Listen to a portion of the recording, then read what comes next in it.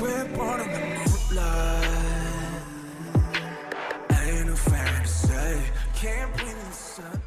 Hello Aromas, this is Aromie here and welcome back to Changeling. We're here following Corvin to chase after the ride that looks freaky as hell and nearly killed all of us, but here we are. If I stay here, Spencer will be in danger. I can help you.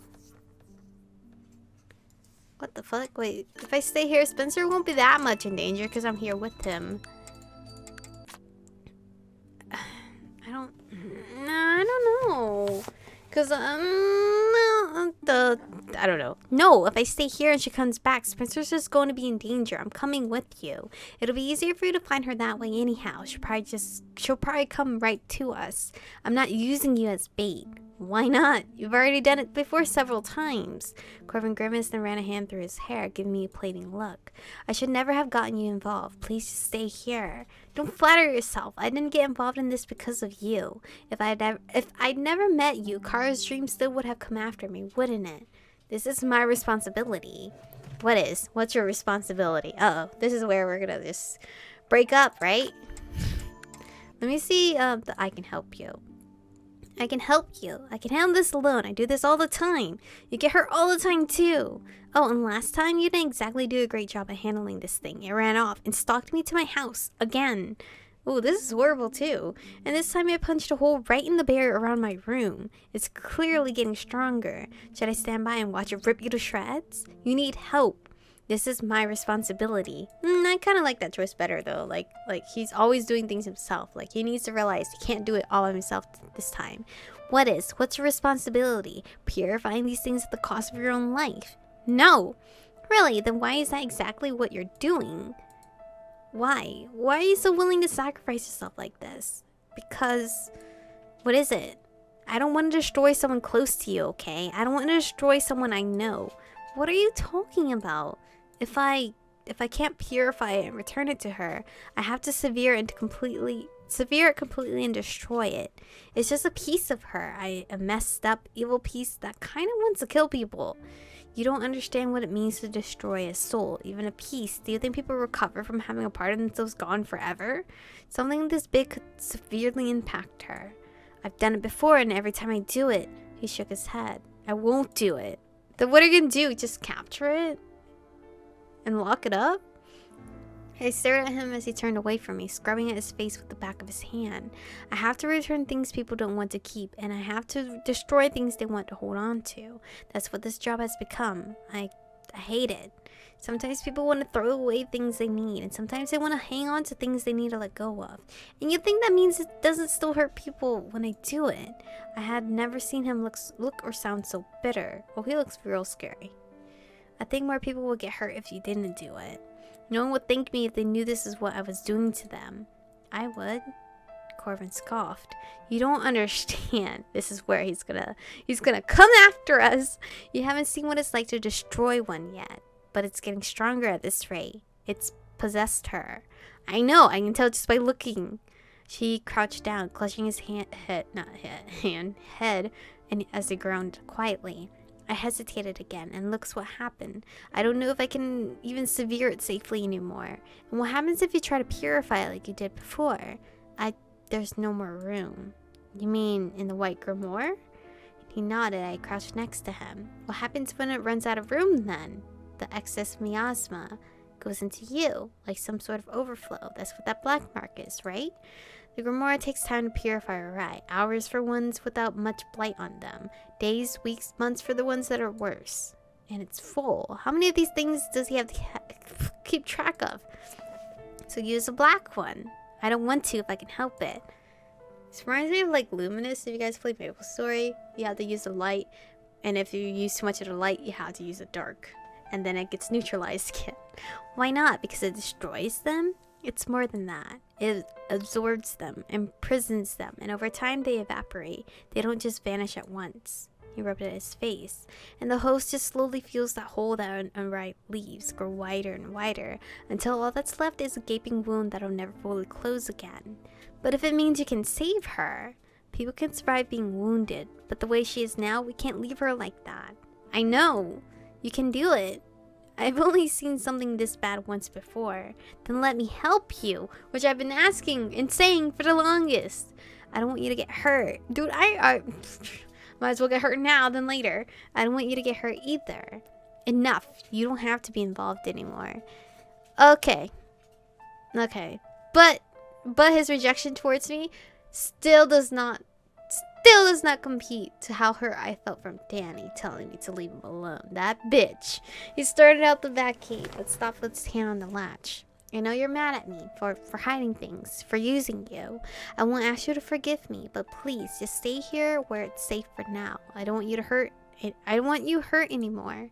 His voice was quiet, quivering, and he sounded so broken. I get to hug him. If you don't know me already, if I see a hug option, I will choose a hug option, even if it might be wrong. That idiot. Huge, stupid idiot. I wasn't letting him leave like this. I slid my arms around his waist and hugged him tightly. Michiko? Do you really think I would be so angry about something like that? I couldn't forgive you. I was using you. So you're saying that you feel absolutely nothing right now? You little bitch. You say you don't. He let out a long, shaky breath. I pressed my face against his back and held him tightly. I've been angry about it. I'm not bait. I hate being used as bait. I especially hate that you don't do it so naturally without saying a word. It hurts. But people can get over being mad, you know. Corvin's shoulders shook slightly as he turned around and wrapped his arms around me. I'm sorry. I'm really sorry. I should have explained things sooner, but everything's been happening so fast. Look, we can discuss everything later, and I can berate you for being secretive. Maybe throw you into some walls for old time's sake. Right now, I need to go find Kara. You're not going alone. And short of tying me up, there's not much you can do to make me stay here. I could tie you up. Let's not do that. Again, my girl, you're wasting time on drinking a potion. I glared up at him and that stupid little smirk on his face. He pulled away quickly and held both hands up. I'm joking. His face quickly grew serious. You're not going to be able to get through to her, even if you come. I'm not going to try that. Promise you'll stay behind me and find somewhere safe to hide once I track her down. I won't get in the way, I promise. Sure. Then we don't have much time. We don't have time to waste. Come on. Corvin pushed open the gate and held it for me. We're going to have to move quickly. We're running out of time. I glanced back at the house where Spencer was standing anxiously by the back door, his phone pressed to his ear. It was well past midnight, and I didn't have much time left before my situation became critical as well. Tell me about it. We stepped outside the gate, our breath fogging the air as we tried to decide which way to go from there. How do we track this thing anyway? She's leaving a pretty strong miasma trail behind right now. We just follow that. Well, at least it went somewhere isolated. That's good, right? Maybe. He led the way down into the dark woods, picking a careful path down to the trees. I followed quietly, stealing a quick glance at my phone as I ran my fingers over the vial in my pocket. Oh, it's still in my pocket! Nearly 2. I wonder what happens now. I quickened my steps to keep up with Corvin, and in the darkness found his hand and held it tightly. His fingers were freezing. He glanced back at me. Are you scared? Yeah, a little. There's kind of a lot of stuff piling up. You don't have to come with me. Let's find Kara. Don't worry about me, okay? I've done nothing but worry about you since you got here. Corvin. And it's so true, because you're always there to save me. I didn't ask you to. Corvin stopped and reached up to gently push my hair behind my ear. I'm not complaining. It sounded like a complaint. It didn't sound like one of me. It sounded really cute. I mean, I'm sure it's very tedious to do, though. He just laughed and took my hand as he started walking again. I tried to keep up.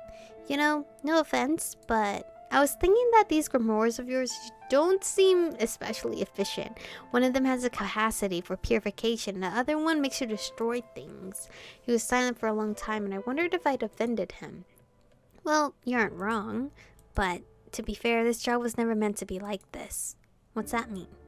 Well, remember what Allie said that day in the courtyard? She was right. I was always meant to be more of a guide. Just someone to send wayward or right home. They get lost all the time. But most of them don't get so horrifically mutilated by miasma. Not like they do here. So the issue is Pine Hollow. Well, it's always been kind of a weird spot. You already know that if you lived here when you were small. Yeah, it has that reputation. It's a closed-off space, kind of a bad mixture of geography and ley lines. Lots of nasty things get swept into Pine Hollow, and there's no outlet, so they linger. Miasma floats around in huge pockets where it... Whoop! He stopped to push a large branch out of the way after it whacked him in the face. He held it up and allowed me to pass under. Or what? It pools and stagnates. In most other places, it just disperses into the air and it can't quite affect things the way it does here. When my family came here, my father realized pretty quickly that it was a severe problem, one he wasn't really equipped to deal with. Purification was never his forte, and it's not mine either. He made the white grimoire to help with the process, but you're right, it's not really enough. It's just a tool, and tools have limitations. It wasn't until he died that the black one was made for me. Oh, damn. Was Corvin insinuating that his father died from a miasma infection, the same one Corvin was dealing with? Unfortunately, we're not Fae. We aren't quite as good at this sort of thing. You mean purification? Fairies are good at that kind of thing? It's why their life energy is so pure. They have a natural talent for it. Then I can help you. I mean, I'm not Fae, but this body is, so I should be able to... Do you even know how to go about doing that? Well, no? He chuckled softly. I appreciate the gesture, though. Frustrated and worried, I moved closer to him. Where are we even going? I think I know where Kara went. There's a place they're always drawn to when they get corrupted, a mine shaft nearby. It has a deep well of miasma in the lower tunnels. Sounds cheery. A mine shaft. That was even more worrying. There were a few of them around, but most of them were closed off or filled in. None of them were safe. You're going to fight her down there? Well, I hope I can solve this without fighting. She doesn't seem very willing to talk things through. She's attacking you, but she's mostly just been running from me. If I can get close enough to hold her in place, then it'll be over with before she can fight back anyway. He made it sound easy, but given that we were several failures into this by now, it didn't seem likely to me that it was going to be anything but difficult. Where is you in this whole situation? He's gonna be like, where's your sister? We stumbled through the trees, tearing through the ragged underbrush, and tripping through rabbit holes, fallen logs, and brambles. But Corvin never faltered. I checked my phone anxiously. It was 2:45 when Corvin finally slowed. It's just up ahead. Dude, it's now or never! I flipped the light on and held my phone out, lighting up the rather ominous hole up ahead. It was ugly, jagged area of gaping blackness that cut into the earth and curved way underground, and far beyond the meager light of my phone. You should wait outside. You should stop bossing me around. He sighed. This is dangerous. We should lure her outside the mine. What are you talking about? Look, you can't fight her down there. It's not safe. Especially if there's more miasma down there, just further infecting her. Let's lure her out here. If I'm out here, then she's been so intent on getting to me. Isn't it likely she'll... We're not using you as bait. Stop saying that. We need to do what has the highest chances of success for your sakes. For your sake, not hers. Wait, for your sake, hers and mine, sorry. If that means I'm bait, then fine. If that means using the black grimoire, then do it. No arguments. We can't waste time, right? Okay. Right, so where should I be? I think she won't come out unless you back off a bit, so you should go a little closer to the opening. When she starts to come out, back away to draw her further out. I'll be just behind you, so come my way. Basically, lead her to you. Yes, got it. Corvin hesitated briefly, but slowly backed away until he was obscured by the trees. I moved closer to the opening in the mine, chewing my lip anxiously. Bravado aside, I was totally terrified. I didn't go all the way in the mine, but I lurked near the entrance, not so close that I couldn't quickly retreat if I needed to, but close enough I could hopefully hear her coming. It didn't take that long to hear something scraping its way toward me from the darkness. Those few minutes stretched out like an eternity. When the scraping became audible footsteps, I quickly backed off, stumbling over the uneven ground as I retreated closer to her. Stop it! Stop it! You look so scary! The footsteps quickened and a lanky white figure burst out of the mine. Heading my way, she let out a long, sorrowful wail. And this is where I'm actually going to stop. Because goddamn, I'm scared in my throat. Anyway, thank you guys for watching today's episode. Stay beautiful. I have no idea what's going to be happening to my girl because time is a ticking. So thank you guys for watching. Stay beautiful, and I'll see you guys in the next one.